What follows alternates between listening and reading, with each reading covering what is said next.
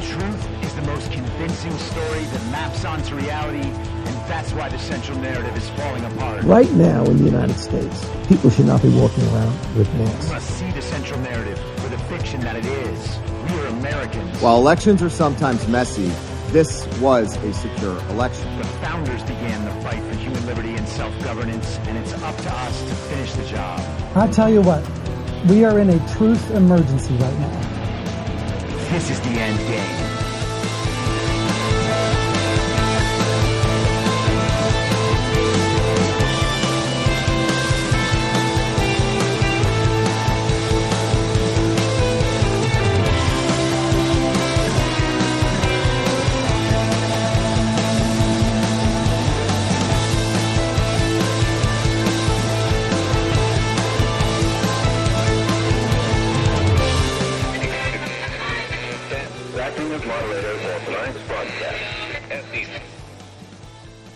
It's Thursday, January 25th, 2024, the 1100th day of dystopia. I'm your moderator, Chris Paul. Let's be reasonable. A warm welcome and hello to all of you listening to the podcast on the day of its release. The only way to do that is by becoming a paid subscriber at imyourmoderator.substack.com. You can do so for as little as $50 a year or $5 a month. And in doing so, you will be supporting me, the work I do, and this show as it expands. And if you can't, or you simply don't want to, continue listening to the podcast for free a couple days later on a wide variety of podcast platforms and, of course, Rumble. All I ask is that you share it with your friends. You can find the links to the podcast, the writing, the social media, and the merch site by visiting linktree.com/I'mYourModerator. Now, before we get into it, we might as well just take recognition of this being the 1100th full day since the fake inauguration on January 20th, 2021. And we don't need to spend much time on it, but just think about those days where you said, the country just cannot take any more. Everything's falling apart. We are never going to make it through this fake president's term. And here we are, 1,100 days later. And yeah, things ain't great. I get it. But you're surviving, and the country is on the path to awakening. The people are on the path to taking back the power from this global regime that has dominated our world for centuries, if not millennia. So congratulations, you've made it this far. And now I guess we just have to keep on going. And yes, even if we win a rigged election, we're going to have to keep on going. In fact, even if the American Renaissance is in full bloom 2 short years from now, we still just have to keep on going. So yesterday, we spent some time on the audio that has just been released of a conversation between Kari Lake in early 2023 and the newly elected GOP chair from Arizona, Jeff DeWitt. Jeff DeWitt was bringing an offer to Kari Lake from people back east. And he basically had free reign to offer Kari Lake whatever she could possibly want in order to forego her run for Arizona's Senate seat this fall. If she wanted money, she could have money. If she wanted some job, some appointment with a great title and a great salary where she had to do no work, well, that could be hers too. If she wanted to be the next Megyn Kelly or be a panelist on CNN or Fox or have her own Daily Wire style podcast where she could make $1 million a week for producing round-the-clock trans content like they do, she could totally have that. But she said no. She said she could not be bought. She asked where the offer was coming from. DeWitt said it's better that he not say. And it would be best if Kari Lake would never speak of that conversation ever again. Was there an implicit threat in all this? No, says Jeff DeWitt, but also, hey, I don't want to talk too much about this in the odd chance that I might turn the key in my ignition and my car explodes. They discussed whether or not there was cartel influence.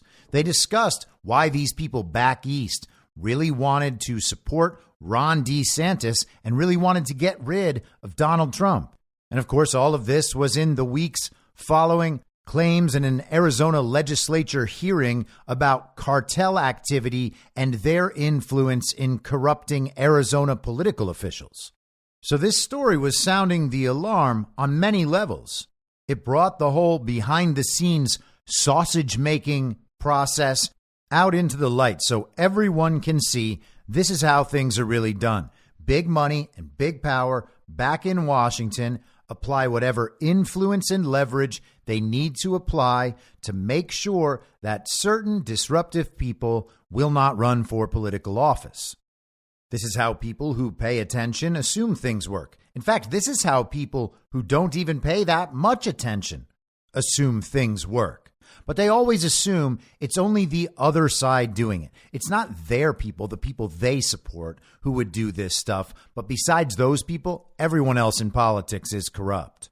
And if we all assume that everybody does this and that our side is still better than the other side, even though both sides are doing this, well, then there's no basis for even getting upset about this. We just hope that our criminals, our corrupt politicians, our liars, our frauds, our owned and influenced representatives will at least help us more than theirs will.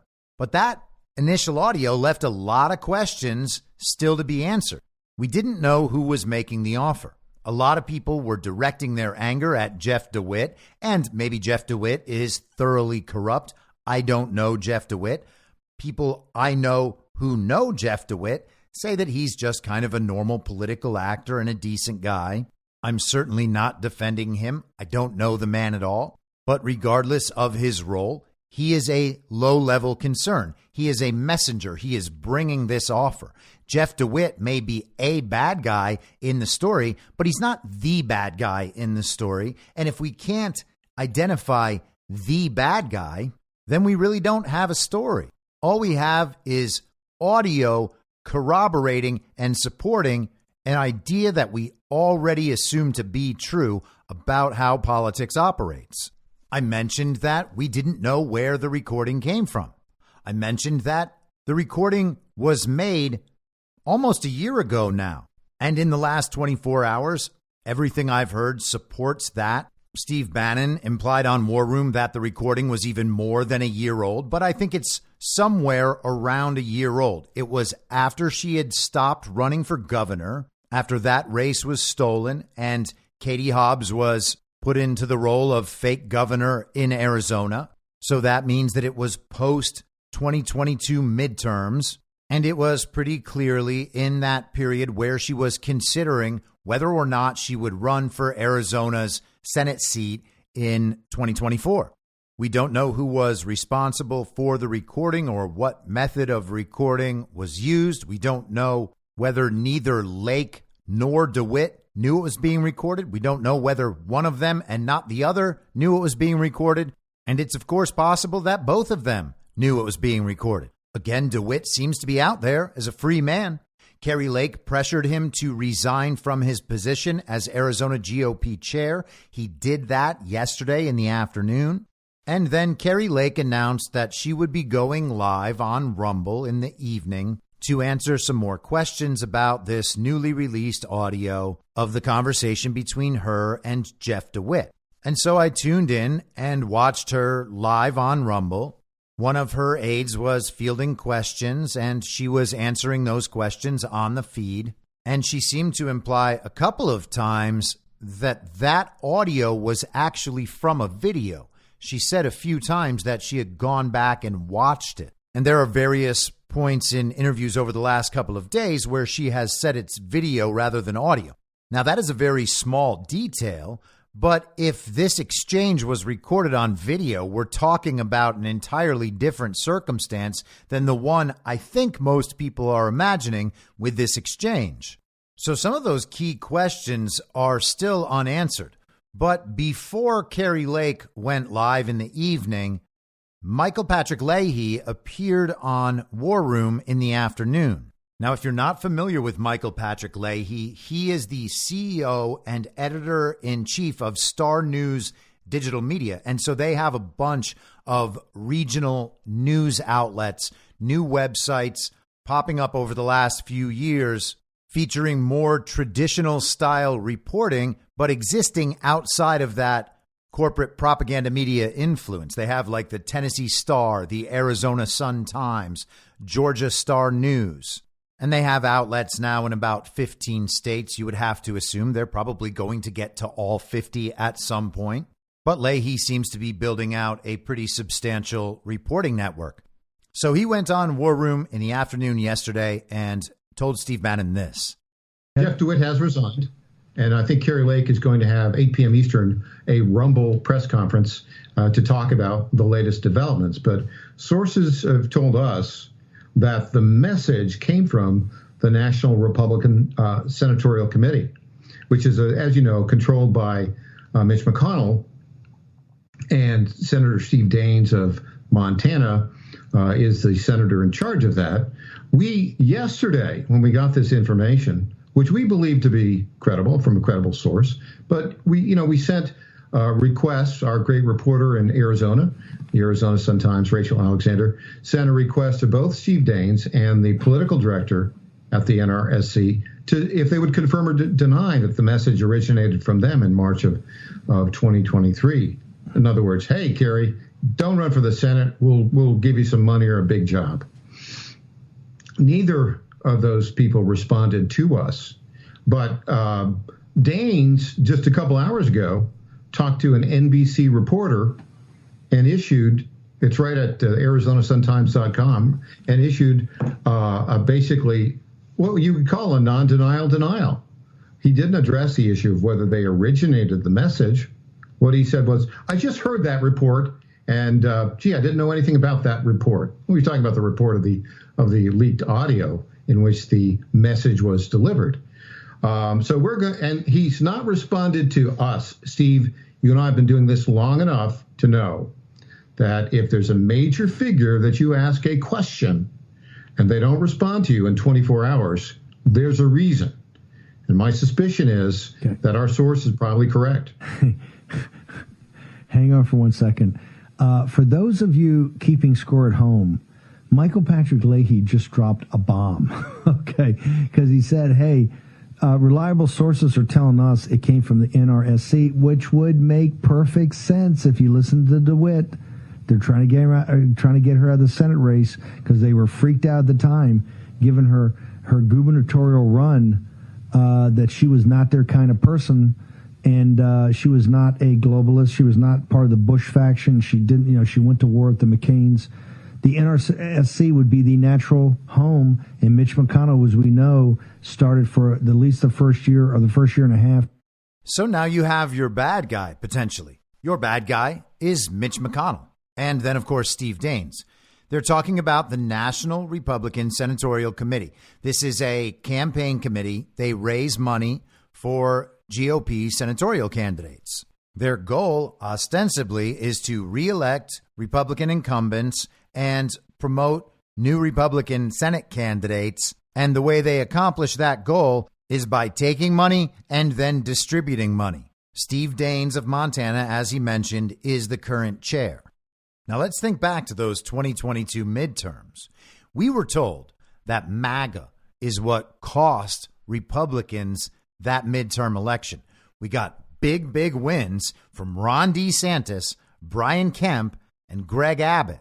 And we were told that the GOP establishment was really powerful. What was happening in the country was that people understood they needed a change from Democrats and Joe Biden, but they also wanted to reject MAGA and all MAGA candidates. So MAGA candidates around the country, quote unquote, lost in these rigged elections, whereas Ron DeSantis, Brian Kemp, and Greg Abbott won in these rigged elections.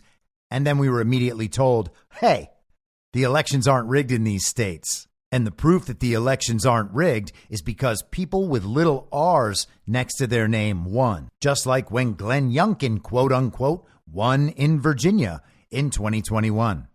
But they even went over the top of that in these claims. You might remember we were told that Democrat organizations were pushing funding toward those MAGA extremists, those far-right extremists, because that's who they wanted to take on in the general election. So Democrats actually promoted all of these MAGA candidates who then lost. Oh, those Democrats, they're so clever with their election interference. That's really what won the day for them, getting all those MAGA candidates on the ballot who they could beat so easily because MAGA candidates are so unpalatable everywhere.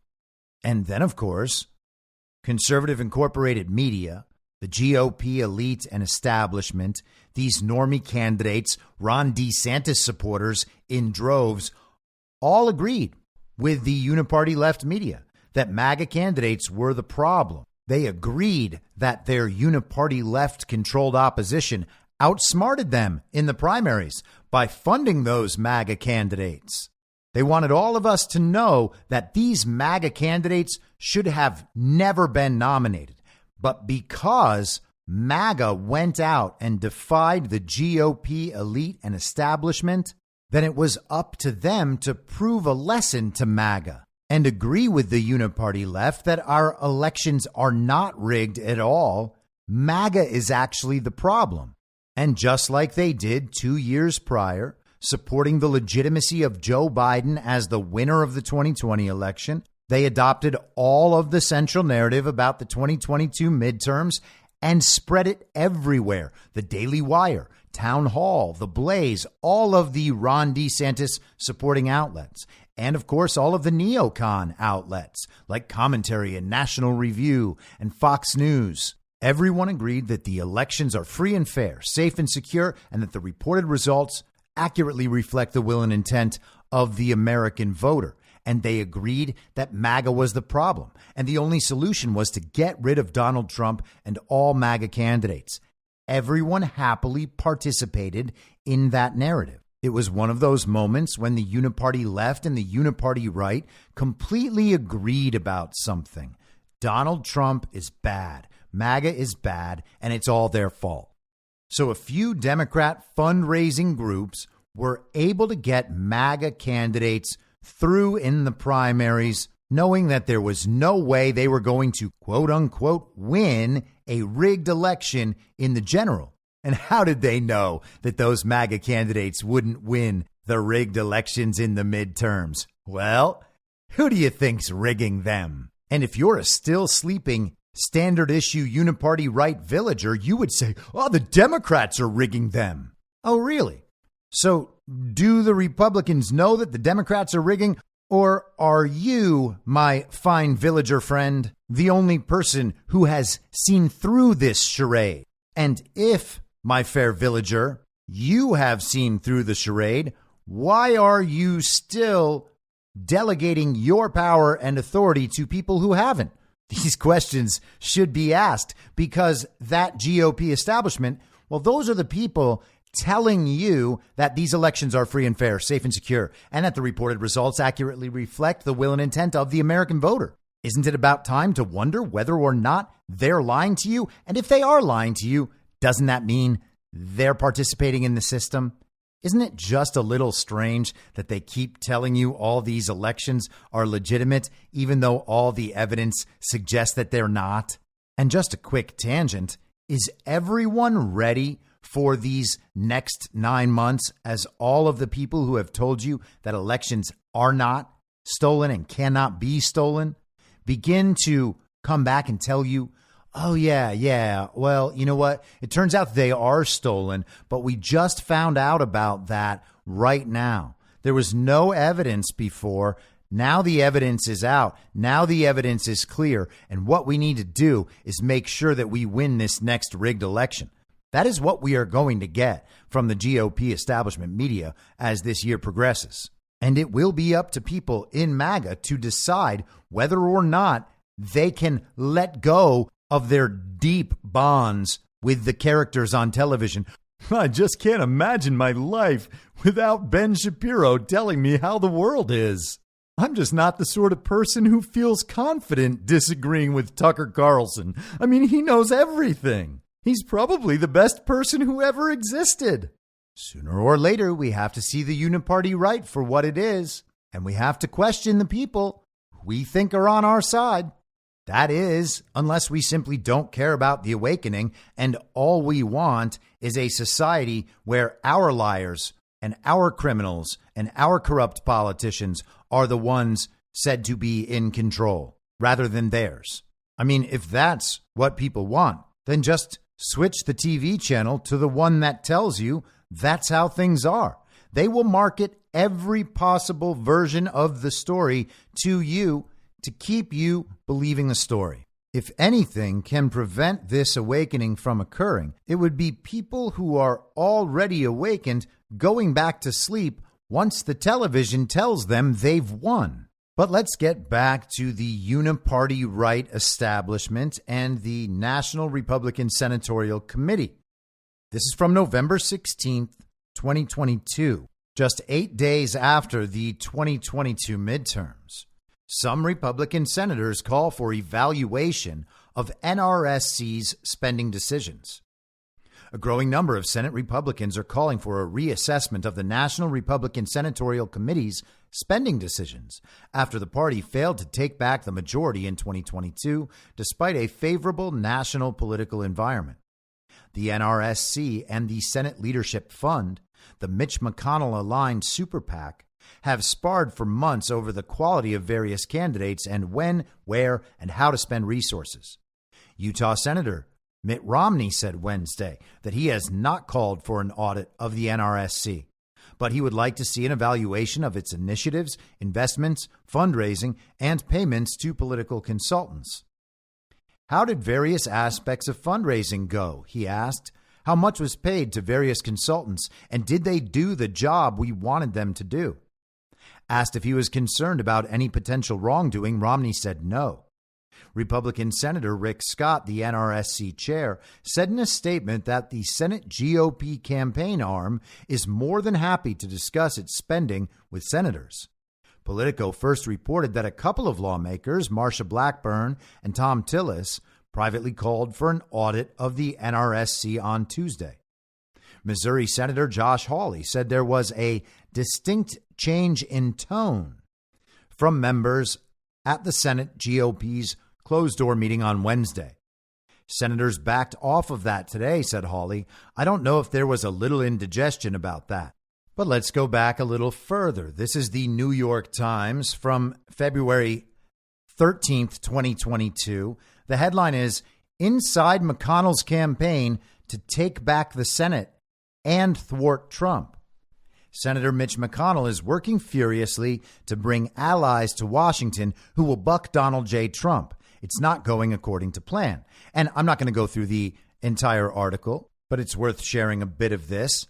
As Mr. Trump works to retain his hold on the Republican Party, elevating a slate of friendly candidates in midterm elections, Mr. McConnell and his allies are quietly, desperately maneuvering to try to thwart him.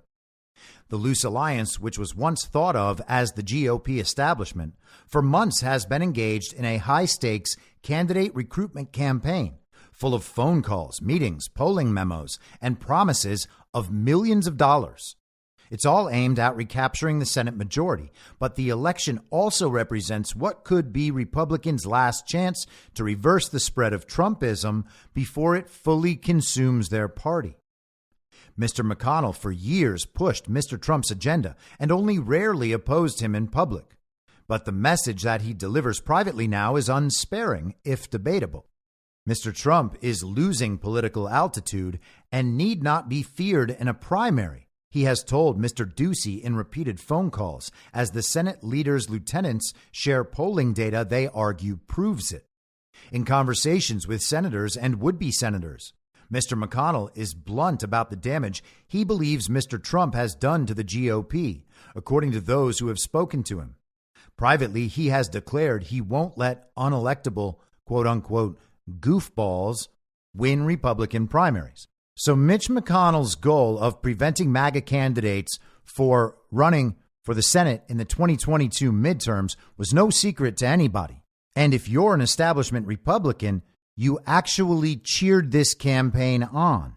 People in the GOP establishment are so scared of the existential threat, the existential crises that Donald Trump causes for them and for their interests totally aligned with the Uniparty, the evil twin faction in America, totally aligned with the global regime and its agenda. Trump poses a threat. MAGA poses a threat.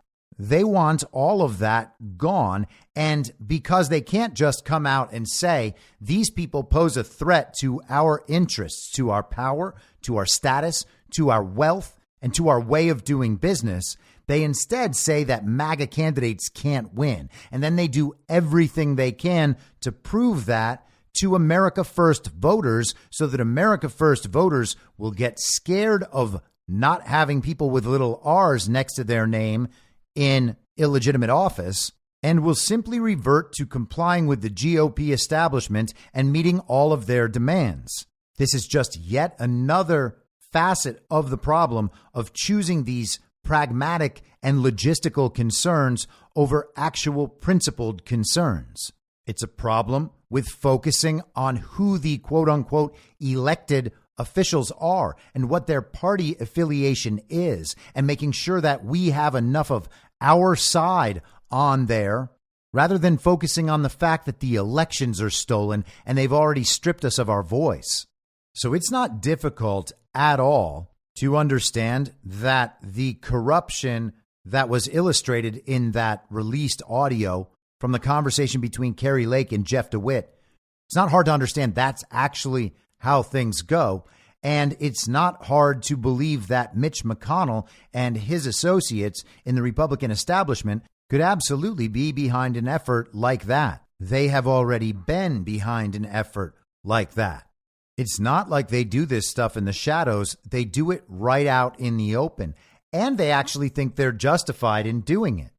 One of the leading Ron DeSantis simps, one of the worst people in that 15-month-long info op, is named John Cardillo. And John Cardillo tweeted this morning in response to this Kari Lake situation, one of the most annoying things about the Kari Lake Jeff DeWitt drama is that people are calling it a bribe. You cannot bribe a private citizen who has no role in government. There's nothing illegal about offering a person money to choose a different career path. So again, we are, of course, operating with extremely principled people in the Ron DeSantis simp op. It's all kayfabe, remember? These people are just part of an op. They're not actually terrible people. They just play terrible people on Twitter. And then when Donald Trump is publicly recognized as the president, they are totally on the Trump train, friends of MAGA, and just there to help and push conservative causes and the conservative movement forward. Of course, when Donald Trump is not recognized as president, they are the most maliciously anti-MAGA, most unprincipled people in the world. But just remember, it's all kayfabe. And speaking of kayfabe and the DeSantis op, how would that whole thing have gone if everyone simply assumed it was kayfabe and never bothered to speak up for MAGA or speak out about what the Ron team was doing and how they were representing that candidate, how they were going after Donald Trump and his supporters? Would it have all gone the same way if no one had bothered pushing back on that because they all knew it was kayfabe? I mean, maybe it would have. Maybe it would have. If you want to make that argument, I would be open to listening to the argument. But that's certainly not something that is just obviously true, that you can just assume is true. If all of MAGA just wrote that off as kayfabe and allowed them to say whatever they wanted about Trump and MAGA and push that view, and no one ever pushed back, and Fox News was hyping it, and all of the mainstream conservative outlets like the Daily Wire and The Blaze were hyping Ron DeSantis with no pushback anywhere, you don't think people could have gotten on that Ron train? Would it have somehow ended up better if we had just given them all an open runway and said, hey, yeah, go take off. Fly as high as you can, Ron.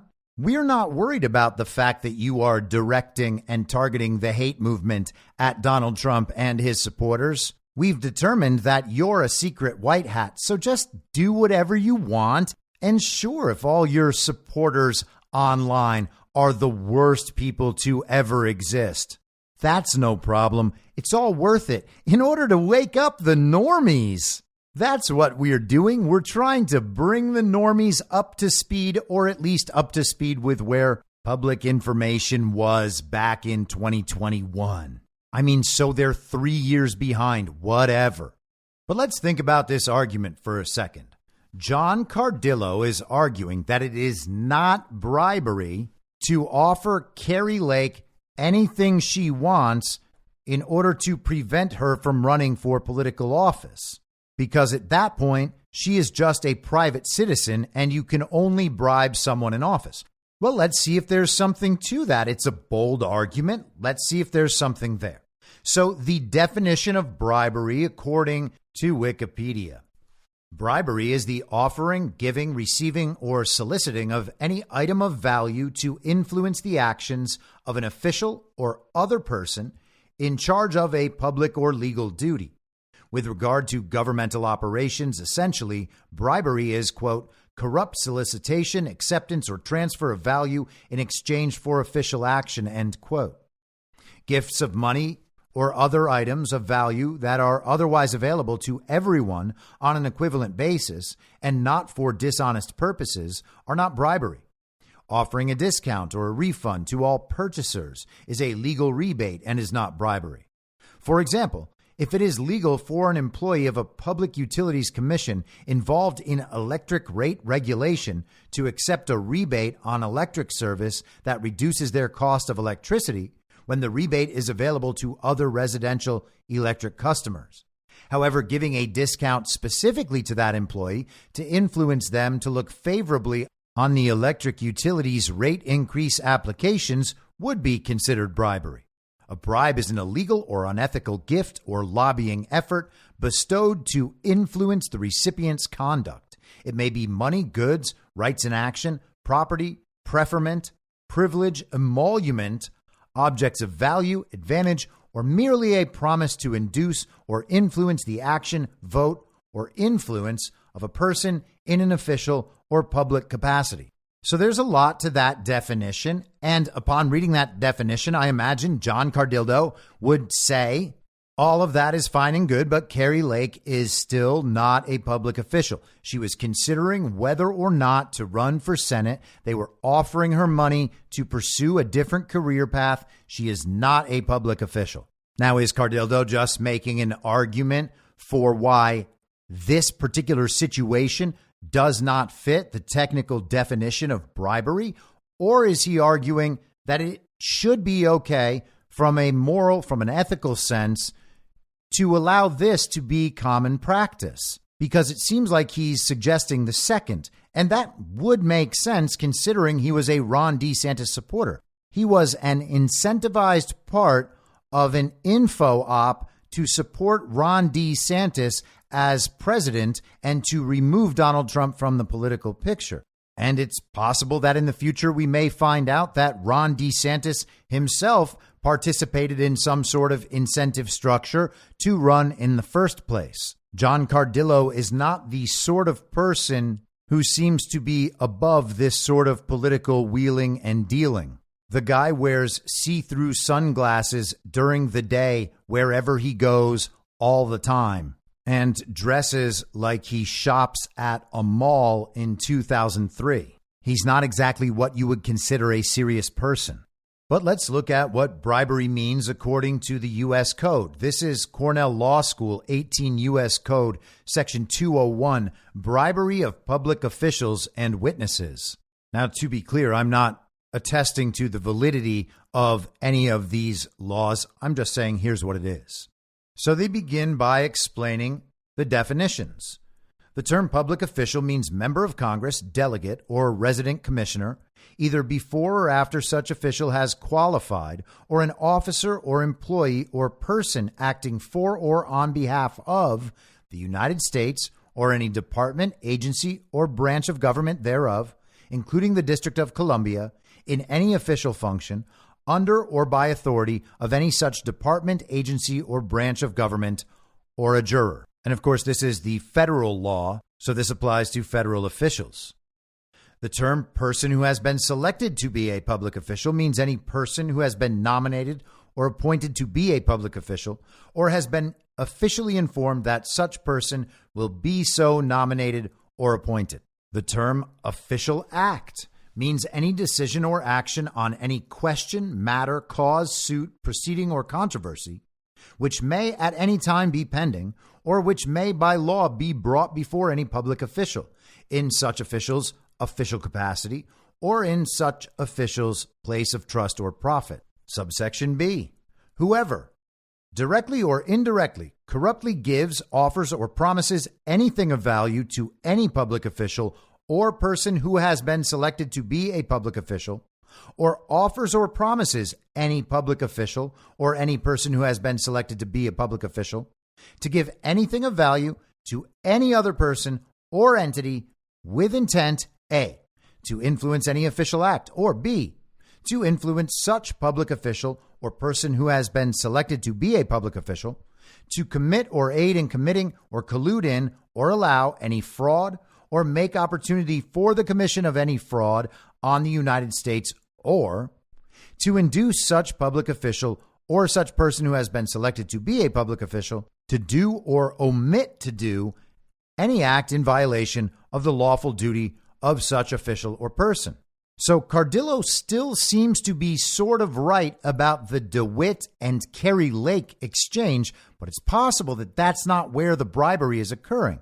See, Jeff DeWitt is an elected official, but only within the party. He's not a state elected official of Arizona. He is just the chair of the GOP in Arizona. And the GOP, of course, is a political party, a private organization. Now, I don't know Arizona law to tell you that that distinction could be at play, but let's keep going. Part 2, being a public official or person selected to be a public official, directly or indirectly, corruptly demands, seeks, receives, accepts, or agrees to receive or accept anything of value personally or for any other person or entity in return for being influenced in the performance of any official act, being influenced to commit or aid in committing or to collude in or allow any fraud or make opportunity for the commission of any fraud on the United States, or being induced to do or admit to do any act in violation of the official duty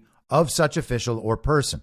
So what we're dealing with so far is people in official government office or soon to be in office influencing or being influenced to take some particular step in their official capacity. And so Cardillo would still make the same point. Kari Lake was not a public official. She was just a person considering running for office. She ran for governor and she lost. Cardillo was one of the DeSantis simps out there, most loudly proclaiming that Trump and Kari Lake and everyone like them lost in the 2022 midterms. It was all MAGA's fault. And these people said all they care about is winning. All they ever cared about was winning. They said that for 15 months while losing in more spectacular ways every day and attempting to tear down Donald Trump and all his supporters. Now, I haven't figured out how that means they cared the most about winning, but hey, if it's all a pro-Trump red team up, if it's all kayfabe, then certainly they ultimately helped Donald Trump win because they perfectly illustrated what it was about Republican politics that is worthy of everyone's scorn. The next two sections are about influence over people's testimony. You can't pay someone to lie under oath. And the rest of it continues along the same lines. So none of it includes a private citizen who is considering whether or not to run for office. And so we can say that if John Cardillo's not right, and maybe he is right, but either way, he has brought up an important point. Are we to just accept that politics can operate this way, that this is something legal and therefore something moral or ethical? It's not overtly outlawed, and therefore we not only have to accept it as legal, we have to think it's okay. This is not how our politics should operate. We shouldn't have wealthy, powerful people in Washington, D.C. operating in some sense outside of their official capacity as part of the NRSC and offering payoffs to private citizens so that they won't run for public office. regardless of whether or not this is legal, it's certainly not ethical. And it absolutely represents undue influence and interference with our politics, our electoral politics, and ultimately the people who will end up representing us. When they talk about how good people don't end up in politics, this is one of the methods that prevents that from happening. Kari Lake, in her live stream last night, mentioned that after she had won the primary for governor, a major GOP establishment donor got in touch with her, offered to put $1 million into her campaign, and then followed up with a list of asks, things that Kari Lake would do upon receiving this $1 million. And part of that ask was to disavow Donald Trump, to separate herself from Donald Trump, of course, let the election denial stuff go, and just play ball when she has to. Now, does that sort of quid pro quo constitute legal bribery of a public official? Since she is not yet a public official, is the technical answer to that question no? What happens if she accepts the $1 million, if she agrees to all of the asks, the terms under which she would receive that $1 million, and then goes into office and fulfills all those requests? That money absolutely influenced a public official in the public execution of their office. That seems to fulfill every part, even though she wouldn't have been a public official at the time the deal was made. So it sounds like we're being told by the corrupt people who write our laws that, once again, they've found a loophole. Now, we'll get back to Senate corruption in a second, but let's take a second for some House corruption. James O'Keefe, formerly of Project Veritas and now of O'Keefe Media Group, released this video yesterday that seems to be hidden camera video featuring a DC intern named Titus Warren. Now, there's a lot of interesting stuff in this video, and it's kind of just amazing that everybody involved in this corrupt DC swamp is just so ridiculous and incompetent. But considering the Kari Lake audio that was released, it seemed like this video hit at the right time. Have a listen to this short segment. Titus tells us that votes are not suggestions, that members are pressured through the use of leverage gained by the sex parties in how they should vote. A lot of the time, people show up late or don't show up at all to vote. Majority of the members that come late are always, 9 out of 10 times, come over from the night before. From the sex party. It's like they get them on something and then they make them vote a certain way. So, on the voting, okay, so they already, so when you go in, depending on what party, you already have a piece of paper that tells you how to vote, known as a suggestion. Right. It's not a suggestion, technically, it's how you're supposed to vote. So they're not actually thinking. It's not a suggestion. It's what we need you to vote. Because we know we have information about you. Right. Really? So it's never like. But who comes up with these suggestions? The parties. Whatever committee they're on. So for example, if they're on a, let's say small business committee. Yeah. There's a Republican side and Democrat side. They both have their different papers. So these suggested votes are not suggestions at all. No. And they get papers, and they have a group chat that they tell people how to vote. They tell people how to vote. Yeah. And they get information about them and use it as blackmail. In a way, yes. If you ever run for office and you have been in where I am, you would use that as leverage to win your campaign. Who's behind this? Like just the party leader? In general. So this DC intern, Titus Warren, throughout most of this video describes various types of parties. He talks about members of Congress, men and women, who have spouses, but when they are in DC, they basically are just there having sex with one another and attending various sex parties where they get drunk and people have sex. Woman on woman, man on man, Doesn't matter. This is very similar to what Madison Cawthorn was talking about before he was removed and what George Santos was talking about before he was removed. Titus Warren says explicitly that people's actions at these parties are used to blackmail them, to gain leverage over them. And if that audio was a bit hard to understand, he's saying that members will show up late and show up late for votes. 9 out of 10 times, it's because they're hungover from one of these parties the night before. And before the vote, they get little cards that tell them how they will be voting. They're referred to as suggestions, but they're not suggestions. It's what is expected of them. Different members, based on whatever political factors, will have to vote up or down, yes or no, on a given piece of legislation. All of it is planned out and orchestrated before the vote by the uniparty left and the uniparty right.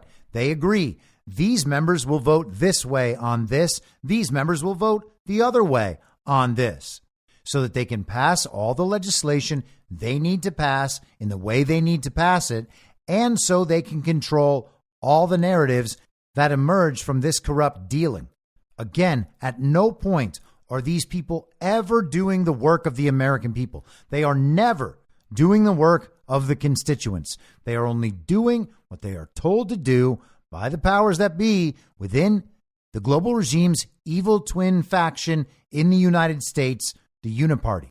And if you're someone like Mitch McConnell, who's been in office forever and who has been in party leadership forever, what that means is that you accomplish the job better than the other people. You do the regime's bidding the best. In fact, you're so good at it that you can be trusted with forcing everyone else to do the regime's bidding too. So it's interesting that these issues of corruption within the Senate GOP come up while the Senate is deep in negotiations over H.R. 2. A deal was reached last week to push through another continuing resolution, moving the January 19th and February 2nd deadlines to get these spending bills accomplished to March 1st and March 8th. They've kicked the can down the road again. They decided to print off some more money to keep spending on whatever they're spending it on, to keep sending it to foreign shores, to keep paying off their friends and allies who keep them in power and wield their political influence. And that is a bit of an interesting move, because what seemed to be a period where something had to get done, they had to come to terms on these spending deals, is now just a period where we're watching some kind of strange narratives play out in public, having no particular deadline and no dire need associated with them. And what that seems to be doing is exposing a lot of strange things as well. Let's start with the Washington Post from earlier today. Ukraine for border negotiations on the rocks after Trump comments.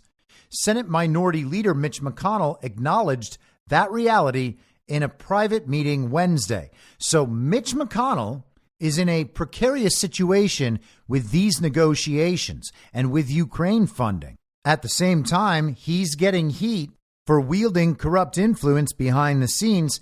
And of course, the GOP establishment, as always, is rallying to protect Cocaine Mitch, just as John Cardillo was doing in that Twitter post. Cocaine Mitch, you see, is never the problem. Mitch McConnell is the solution to all of it. Now, sure, Mitch McConnell has totally glitched out and shut down multiple times in the last year. And yes, he disappeared for about 2 months after bumping his head at a public event. But we're told he's still sharp as a tack and the man who wields all that power in the Senate GOP. So let's get to this article from the Washington Post. The fate of a bipartisan border deal that Senate Republicans demanded to fund Ukraine aid appeared dimmer this week after Senate Minority Leader Mitch McConnell acknowledged to Republicans that former President Donald Trump's opposition to the deal complicated its future.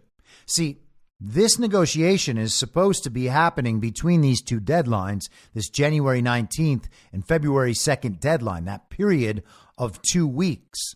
The regime desperately needs their Ukraine funding to keep all of that going.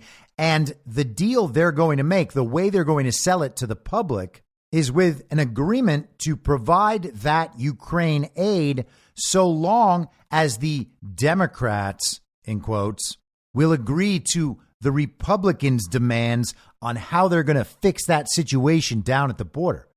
And what they intend to do down at the border is increase the surveillance state.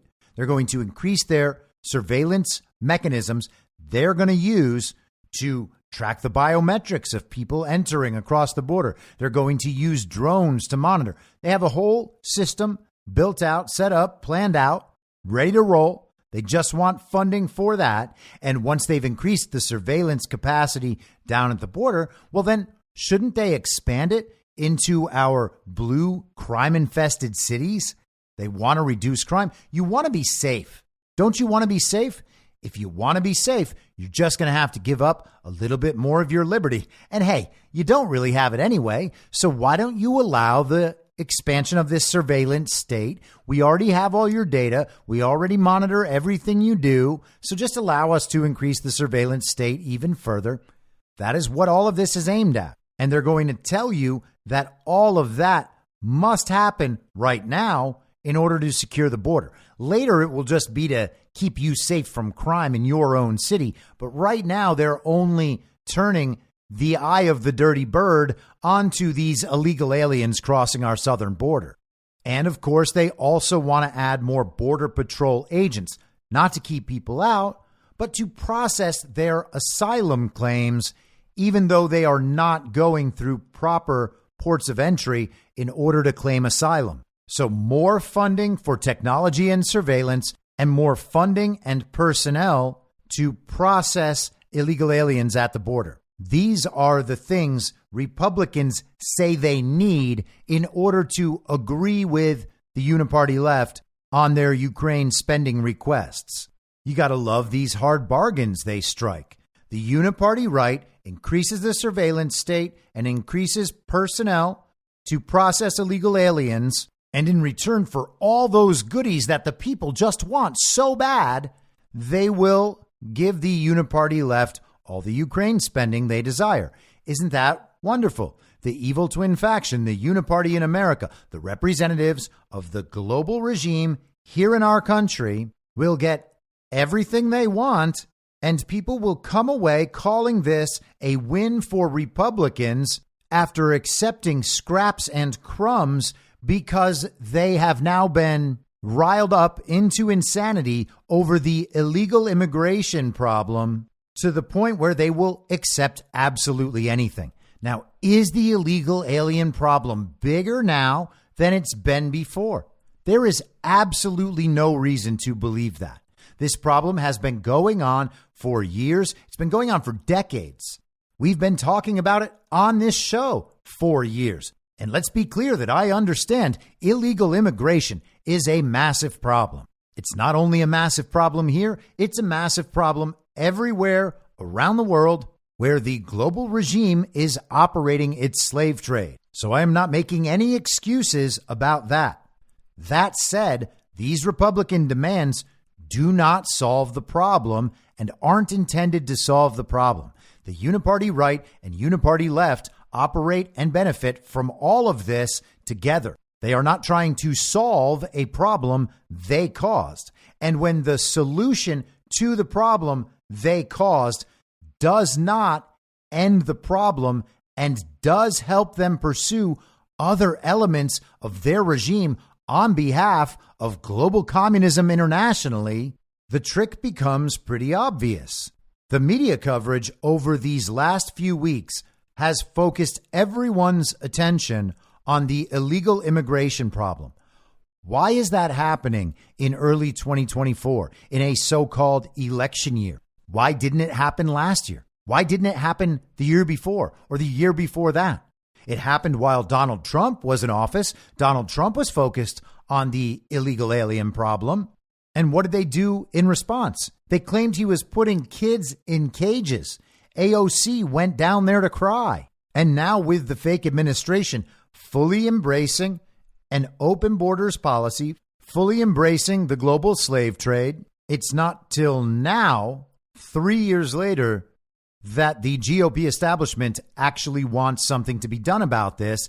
And they are pushing this narrative right now as hard as they have pushed any narrative in a long time. It is fully saturated in media, in the podcast sphere, everywhere. All we're hearing about is immigration. Back to the Washington Post. Republicans demanded stringent border policy changes to pass $60 billion in Ukraine aid requested by the White House last year. And a small group of Senate negotiators were closing in on a deal last week when Trump slammed the negotiations in a social media post that said he would only accept a quote unquote perfect deal. In a closed-door meeting Wednesday afternoon, McConnell, who is pushing for Ukraine funding and reluctantly agreed to tie the foreign aid to border security, acknowledged that there might not be a path to passage for a border deal, according to a person familiar with his comments who spoke on the condition of anonymity to discuss the private meeting.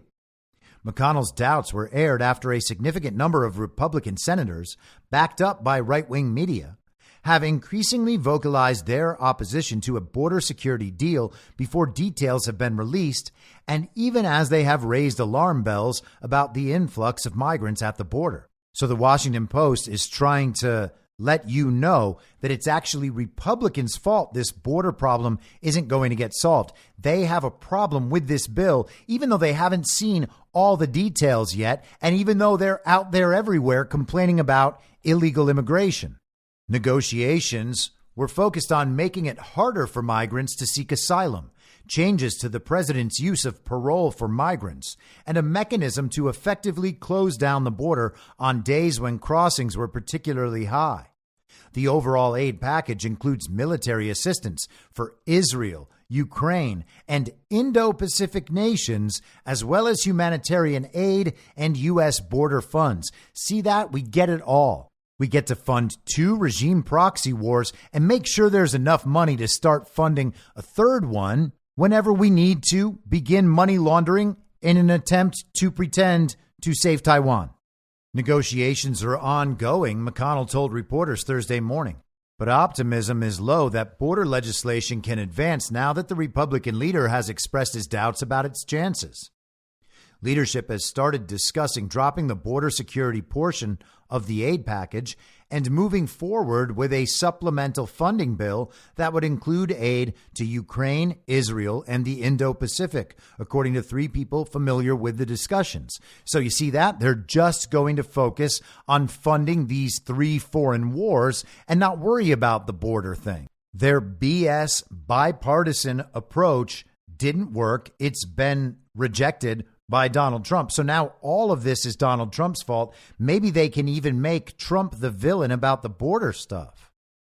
McConnell told his conference Wednesday that the circumstances for a border deal have changed, pointing to Trump's probable presidential nomination after his win in the New Hampshire primary, according to the person familiar with his remarks, which were first reported by Punchbowl News. Trump publicly encouraged Republicans on his Truth social media account not to accept any border deal with Democrats last week, pledging to get a better deal when he is president, a theory several Republicans questioned. House Speaker Mike Johnson said on Fox News recently that Trump was extremely adamant that the deal should be rejected. He and I have been talking about this pretty frequently, Johnson said. So that's good that Donald Trump and Mike Johnson are talking. It's hard to see why any Republicans would be questioning the idea of Trump getting a better deal when he is publicly recognized as president again. There is nothing suspect about that. Of course he would get a better deal. And of course he would not want a deal to be made right now in an election year that would tie his hands in any way about what he wants to do when he comes back. That is assuming all of this is legitimate in the first place, and I do not assume that. McConnell's comments came during a meeting on the subject of funding Ukraine as it continues to fend off a Russian invasion, a top priority for McConnell, even as it has become unpopular among Republican voters.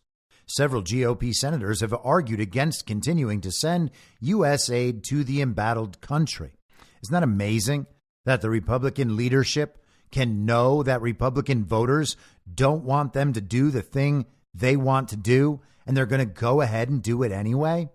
Do we really have to pretend these people go to Washington to represent constituents? They don't. Their job is to communicate the desires of the global regime to their constituents. They exist to market the global regime's agenda to normal people. It is not the other way around. Things have been totally inverted. Some conservatives have argued that a deal on the border would give a win to President Biden on one of his most vulnerable issues, as he's less than a year away from his re-election.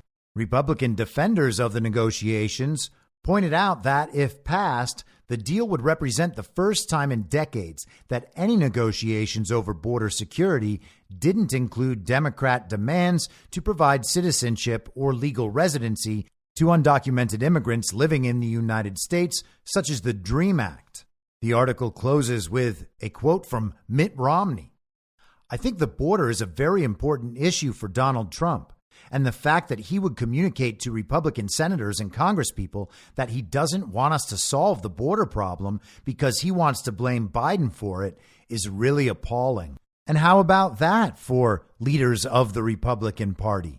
Good old Mitt Romney pretending that the border problem would be solved by this deal they're failing to make with Democrats to provide in exchange the funding for 3 totally unnecessary proxy wars that the American people really have no stake in whatsoever. We're being told, as the American people, that we need to send money to Ukraine, to Israel, and to Taiwan to, quote unquote, defend democracies, which really means to defend regime proxy states against their own people. And also, we need to give them all sorts of money to not fix a problem they've caused while further implementing their agenda.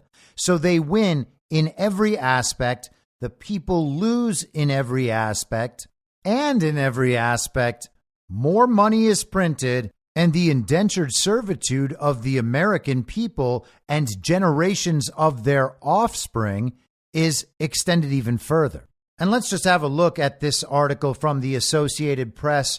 January 20th, election year politics threaten Senate border deal as Trump rallies opposition. And we will skip down about halfway in this article. Senate Republican leader Mitch McConnell, meanwhile, has been strongly making the case for the deal. He's told fellow Republicans that the border package, which he insisted to be paired with Biden's $110 billion request for war aid to Ukraine, Israel, and other national security priorities, is a rare opportunity to get stronger policies through Congress. So it's not just the $60 billion for Ukraine and some money for Israel and some for the Indo-Pacific region. Don't say Taiwan. You can't say Taiwan. NPR has it as Ukraine, Israel, and other national security priorities, $110 billion that Joe Biden requested. The proposal crafted by the Senate would toughen the asylum process with a goal of cutting the number of migrants who come to the southern border to make an asylum claim. Oh, how effective that will be. Negotiators have worked on some policies intended to aid immigrants. The plan could include a pathway to citizenship for Afghans who came during the U.S. withdrawal from their country. Oh, yeah, that's everybody's priority. Along with work permits for migrants who enter the asylum system. Oh, yes, let the illegal aliens have work permits. According to 2 people familiar with the talks who were granted anonymity to discuss the private negotiations. Oh, state media, NPR, I'm sure that's what happened.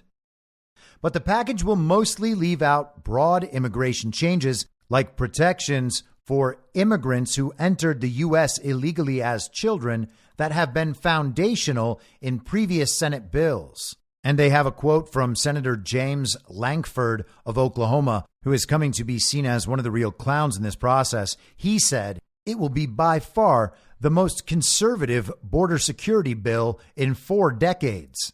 Conservative just basically means whatever they want it to mean at this point. So you can see what's happening here.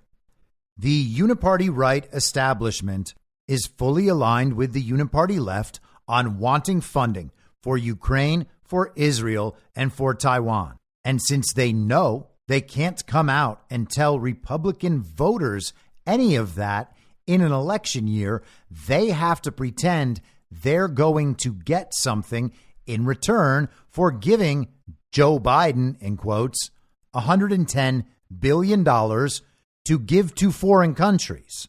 Now, what they're getting in return for the border is essentially worthless. It's not going to fix the problem at the border. There's no chance it's going to fix the problem at the border, and it will create other problems that will eventually infringe on the rights and livelihoods of American citizens.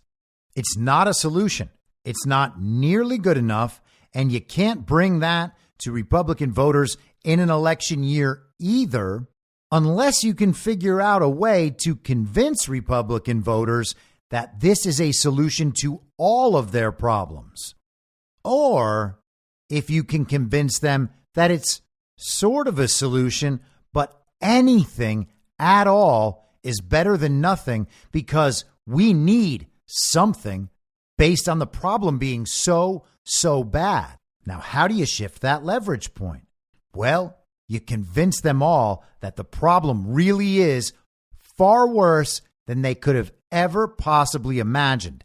And if you make people get upset enough to demand that something, anything, must be done, well, then you have them at the point that they will be happy to accept the scraps and the crumbs. You give them just something, anything, and they are going to love you for it because they were in such a desperate situation. The situation had gotten so bad, they will be willing to accept anything, and that is about what they've done at this point.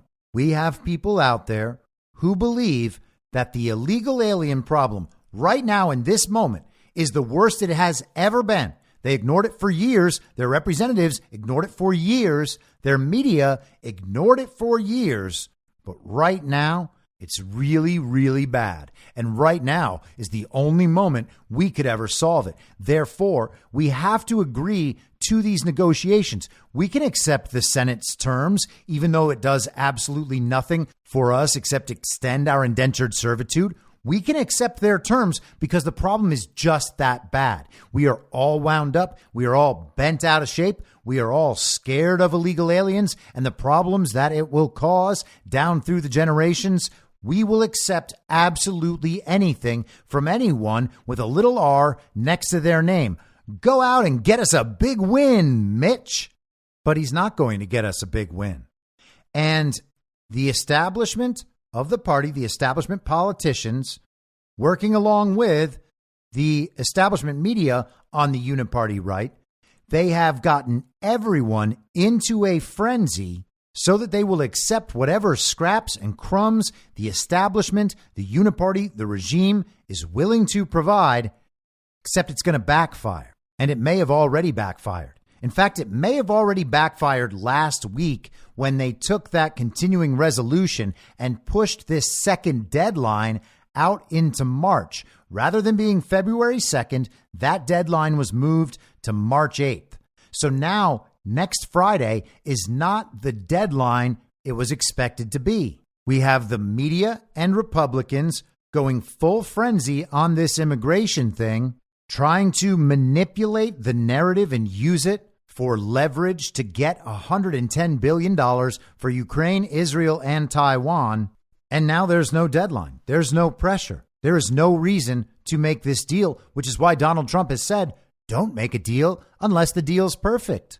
The GOP establishment, the uniparty establishment, their leverage has been removed. Their deadlines have been removed. And now they have Donald Trump in the conversation, perfectly willing to deal with whatever backlash the media might be able to create about not getting a border deal done, knowing that Donald Trump is definitionally and by identity the most anti-illegal immigration politician in the country. There is no louder voice in opposition to the illegal alien problem than Donald Trump. You can go back to 2015 from the moment he walked down that elevator.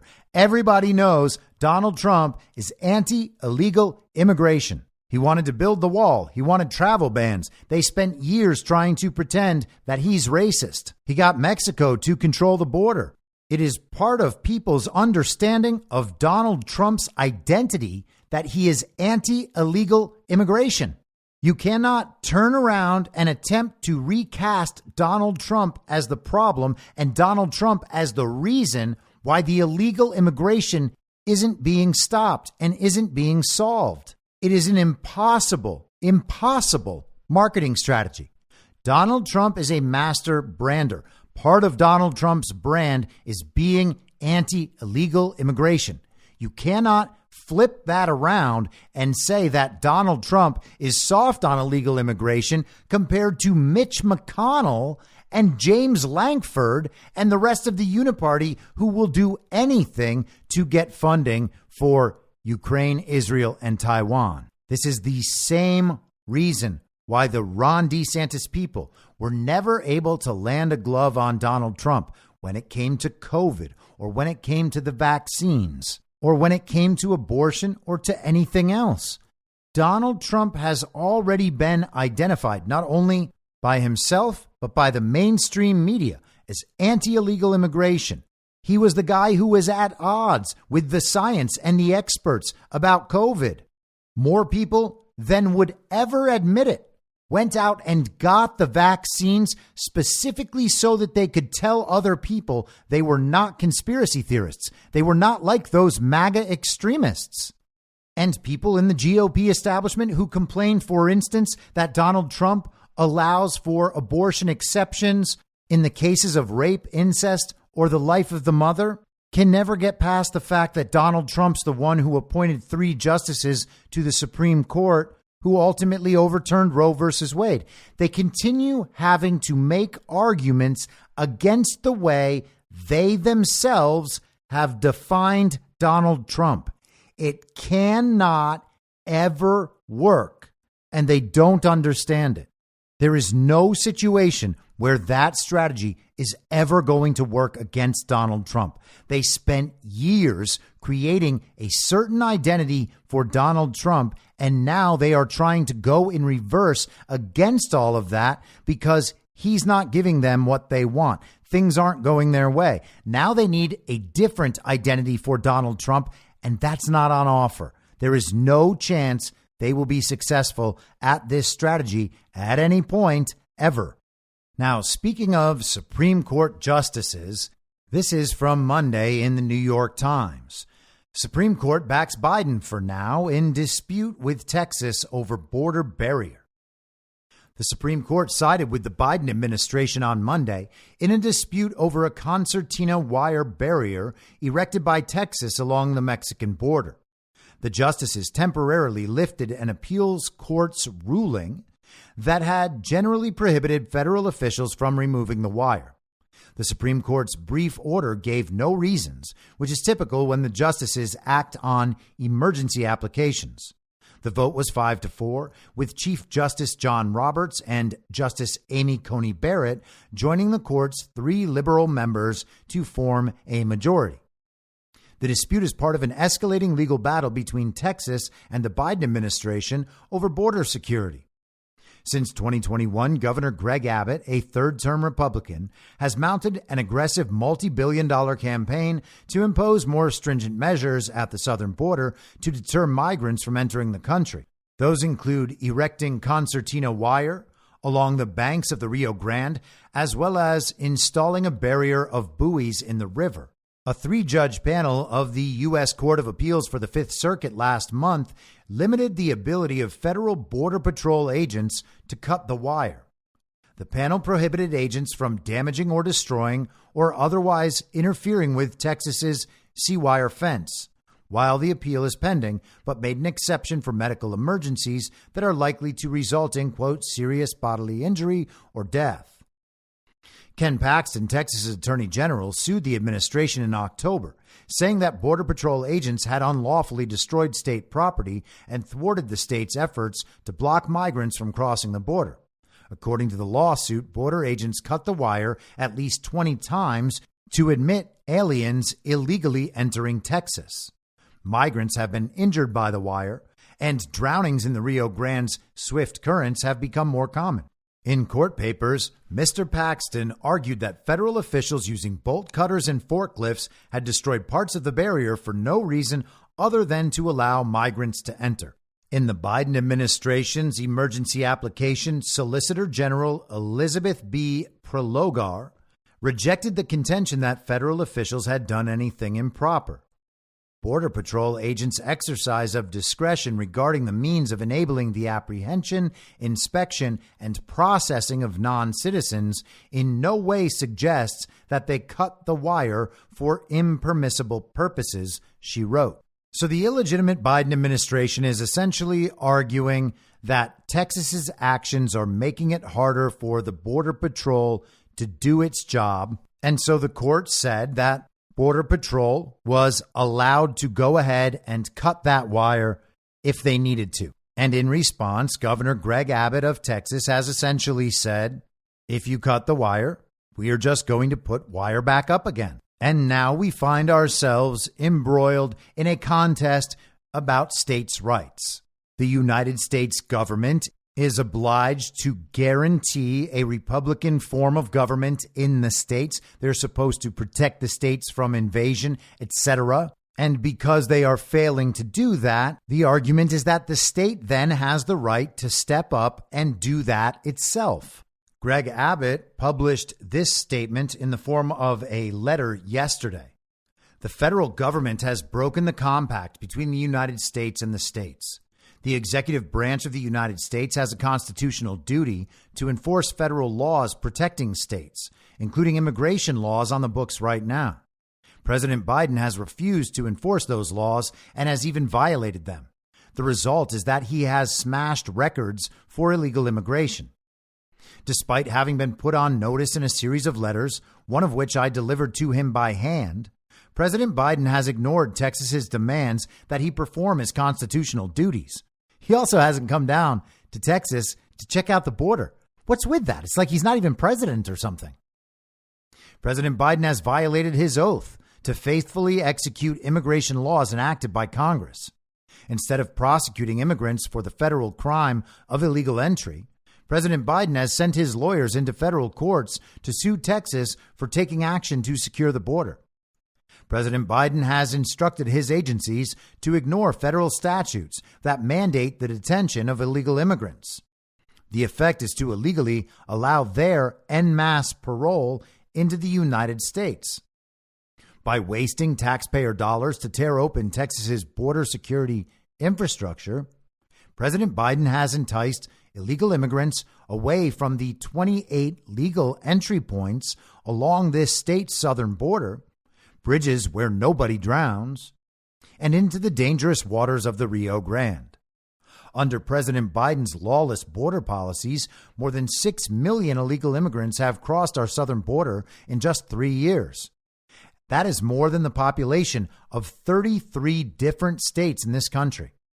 This illegal refusal to protect the states has inflicted unprecedented harm on the people all across the United States. James Madison, Alexander Hamilton, and other visionaries who wrote the U.S. Constitution foresaw that states should not be left to the mercy of a lawless president who does nothing to stop external threats like cartels smuggling millions of illegal immigrants across the border. That is why the framers included both Article 4, Section 4, which promises that the federal government, quote, shall protect each state against invasion, end quote, and Article 1, Section 10, Clause 3, which acknowledges the, quote, state's sovereign interest in protecting their borders, end quote. The failure of the Biden administration to fulfill the duties by Article 4, Section 4 has triggered Article 1, Section 10, Clause 3, which reserves to this state the right of self-defense. For these reasons, I have already declared an invasion under Article 1, Section 10, Clause 3, to invoke Texas's constitutional authority to defend and protect itself. That authority is the supreme law of the land and supersedes any federal statutes to the contrary. The Texas National Guard, the Texas Department of Public Safety, and other Texas personnel are acting on that authority as well as state law to secure the Texas border. Now, since Abbott published that letter yesterday, some governors around the country have announced they're on his side. That list includes Ron DeSantis of Florida, Glenn Youngkin of Virginia, Kevin Stitt of Oklahoma, Kristi Noem of South Dakota, Brian Kemp of Georgia, and Greg Gianforte of Montana. Now, Gianforte is the body-slamming governor, and Kristi Noem has always seemed mostly cool, but Stitt is a little bit of a squish. And then you've got Ron DeSantis, Brian Kemp, and Glenn Youngkin, none of whom should be trusted at all. More states joined that little coalition today. We had Sarah Huckabee Sanders in Arkansas saying they stand with Texas. Governor Kim Reynolds of Iowa, who was a major Ron DeSantis supporter, announced on X, formerly Twitter, that she is joining that little coalition. You've got Kay Ivey of Alabama joining that little coalition, and Louisiana's new governor, Jeff Landry, announcing that he is siding with Texas as well. So we got some good ones. We got some bad ones. Maybe they're all good ones. Maybe we'll find that out someday. Or maybe they're all bad ones. We could find that out too. It's a little strange that so many governors are stepping up to do something about the illegal immigration problem right now, while illegal immigration is being hyped as the most important issue that has ever affected this country. And don't get me wrong, it's an important one. But there's a lot of hype right now from the media. And all of that, at the same time, they're trying to get this spending package that is going to send billions and billions of dollars to Ukraine, Israel, and Taiwan. Is that a coincidence? There is virtually no way in the world that that is a coincidence. Now, if you want to say this is all the disclosure and exposure rollout, this is a quote unquote white hat info op that's going to wake up the normies and finally teach the country about what our immigration problem really is. Well, hey, maybe you're right. Maybe you're right. But also, maybe you're not right. And maybe what's happening is a big show and tell about the immigration story designed to lead American sentiment to a place where it will be more than happy to accept the scraps and the crumbs that are on offer from the Republican establishment in the Senate. Turn up the chaos and the discord as high as possible so that people get to be in such a frenzy that they will allow the regime to push forward whatever it wants and then celebrate once it happens. Can you imagine a scenario a couple of weeks from now where the hosts on the Daily Wire and the Blaze are singing the praises of this compromise bill passing? Well, gang, we didn't get everything we wanted, but sometimes something is better than nothing, especially when the problem gets as bad as it got down by the southern border. It's good that we had that principled constitutional battle over federalism, over states' rights. But at the end of the day, we didn't have the Senate majority thanks to those MAGA Republicans. And so we got the best thing we could. We should just take the win and move on. All this is happening at the same time that Mitch McConnell and Mitt Romney and others are out there letting the public know, yes, the immigration thing is a big problem, but it's Donald Trump who's preventing us from getting it solved. The GOP establishment lost with Ron DeSantis, lost with Nikki Haley, and now they are staging this elaborate nonsense at the Texas southern border in order to pin the immigration problem on Donald Trump. But don't worry. All they care about is defeating Joe Biden in the fall. That's what they always tell us. And it's got to be true, right? Mitch McConnell, he's like the Senate leader. What a storied, legendary, rock-solid conservative Mitch McConnell is. He would never want to hand any wins to the Democrats, even though he is now widely seen as a Joe Biden ally relative to the MAGA right in the House. And even though all of this is being done so that they can secure that $110 billion of so-called aid for Ukraine, Israel, and Taiwan. Now, Democrats in Congress, for their part, are going absolutely bonkers. Yesterday, Joaquin Castro wrote on X, formerly Twitter, Governor Greg Abbott is using the Texas National Guard to obstruct and create chaos at the border. If Abbott is defying yesterday's Supreme Court ruling, POTUS needs to establish sole federal control of the Texas National Guard now. So Joaquin Castro, representative from Texas, Democrat, is encouraging the fake president Joe Biden to seize control of Texas's National Guard. That's quite bold for people who thought Donald Trump was a dictator. They were worried about Donald Trump sending the National Guard anywhere to deal with rioters from BLM Antifa. They called federal officers protecting federal courthouses stormtroopers and threw bags of feces and frozen water bottles and canned food items at these federal officers and tried to burn out their retinas with laser pens. That was how bad Donald Trump and his stormtroopers were during the summer of love. But Joaquin Castro wasn't the only one. Greg Casar, also of Texas, wrote, also on X, formerly Twitter, Greg Abbott has continued to use political stunts and inflammatory language to advance his own agenda, violating the Constitution and endangering both U.S. citizens and asylum seekers. Abbott is following the Donald Trump playbook, make immigration harder and more dangerous so asylum seekers are pushed into the hands of cartels and the system remains broken. I mean, that's ridiculous. I agree with Joaquin Castro. If Abbott is defying yesterday's Supreme Court ruling, POTUS needs to establish sole federal control of the Texas National Guard. We can create an immigration system that is safe, orderly, and humane. It is Democrats' job to push back on razor wire, inhumane cages, and broken policies of the past.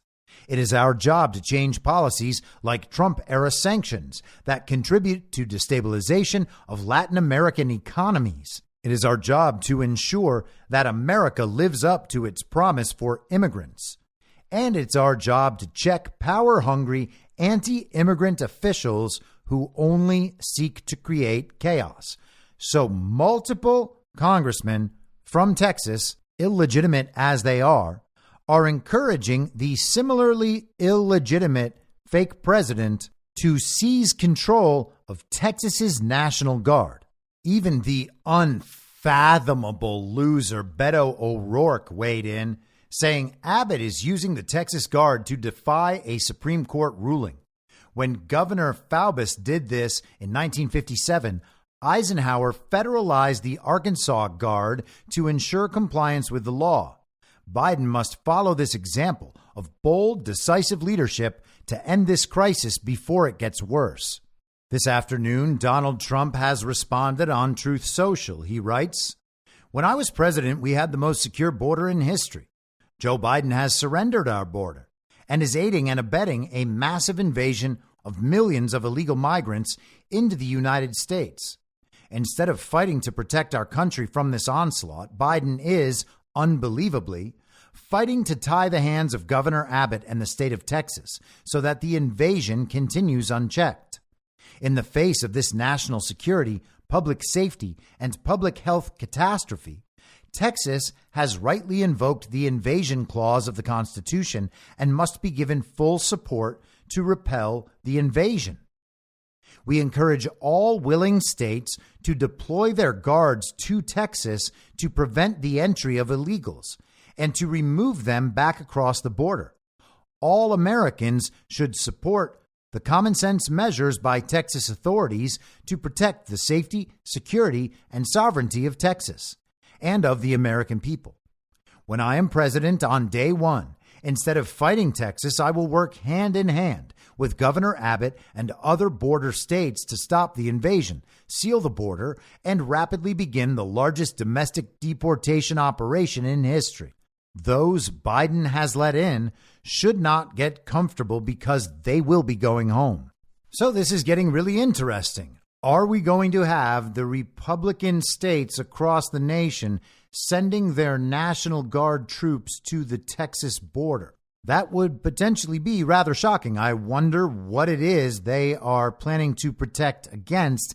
I have my doubts that it could simply be just about illegal immigrants. Now, if there is some anti-cartel operation about to happen down there, that seems like a possibility that would warrant National Guard troops from around the country to be sent down to the border. But the idea that they're just going down there to prevent illegal aliens from coming across the border after swimming through the river, that sounds a little off to me.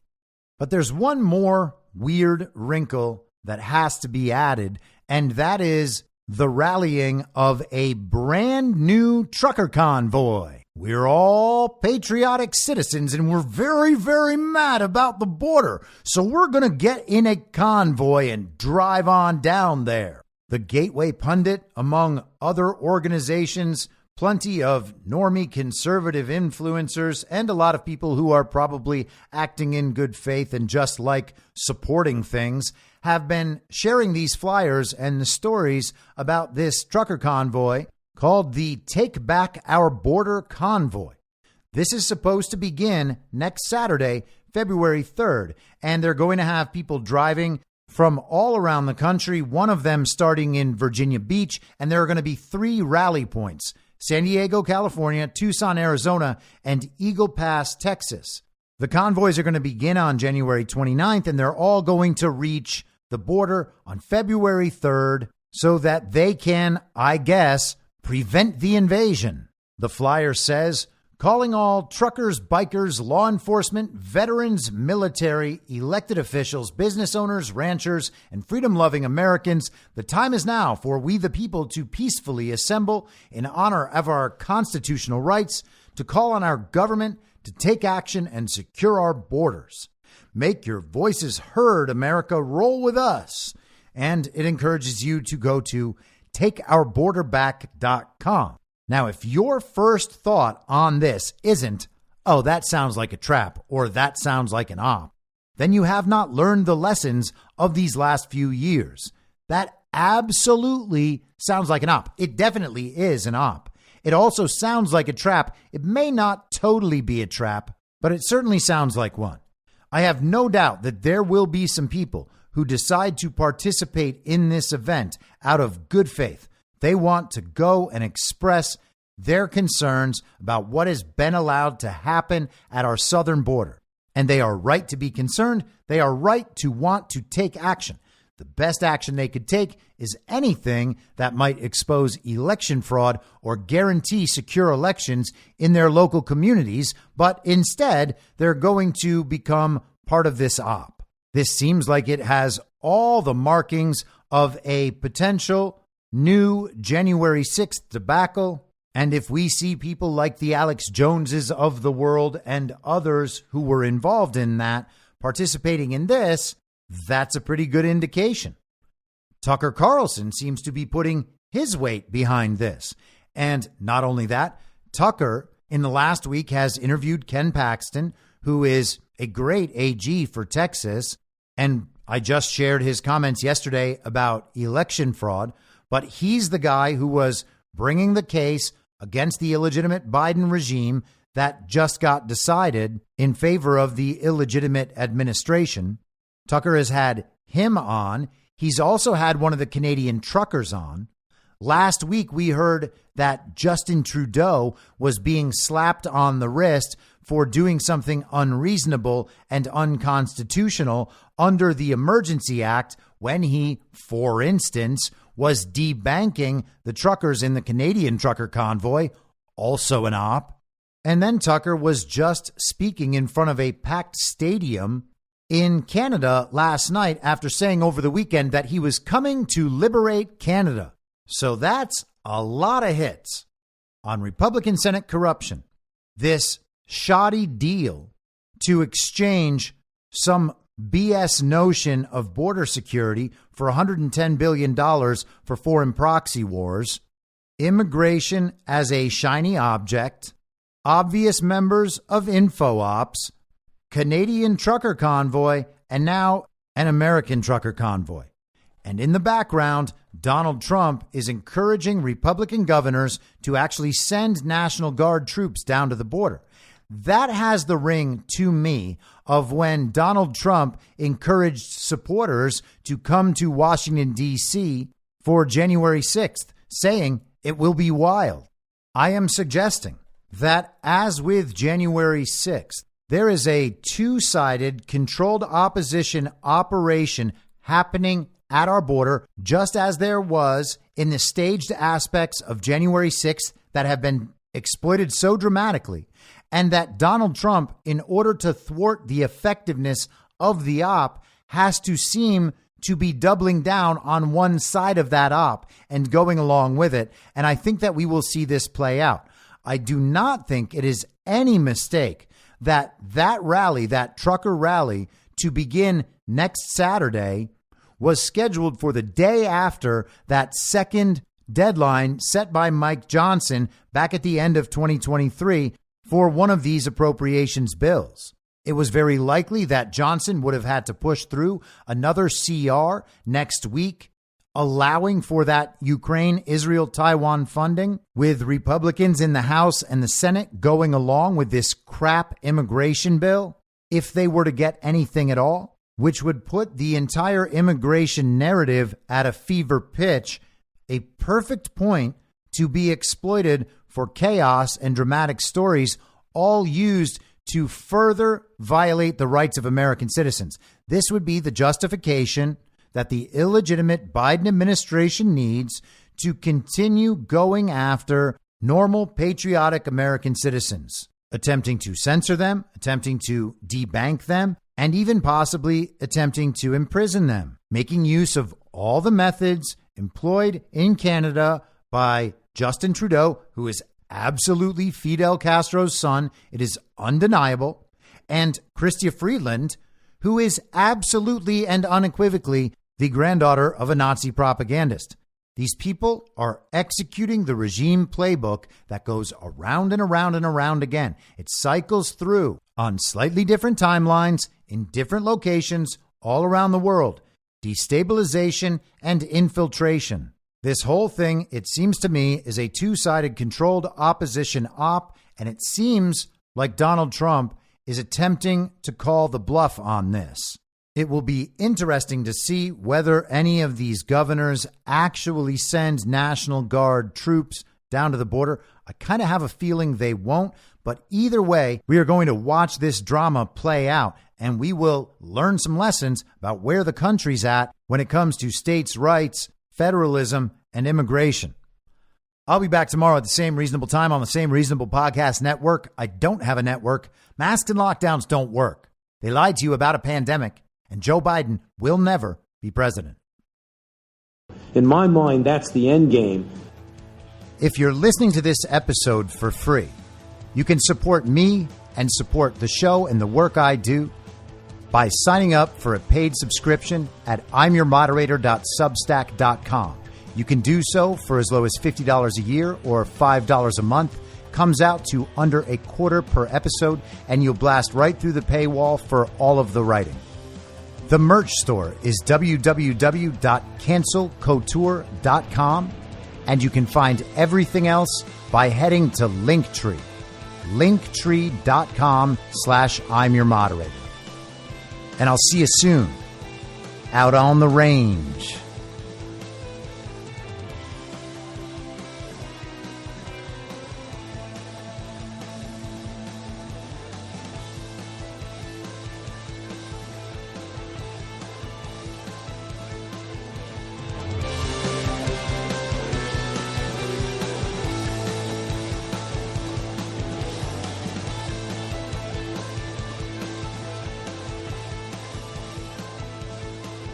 It's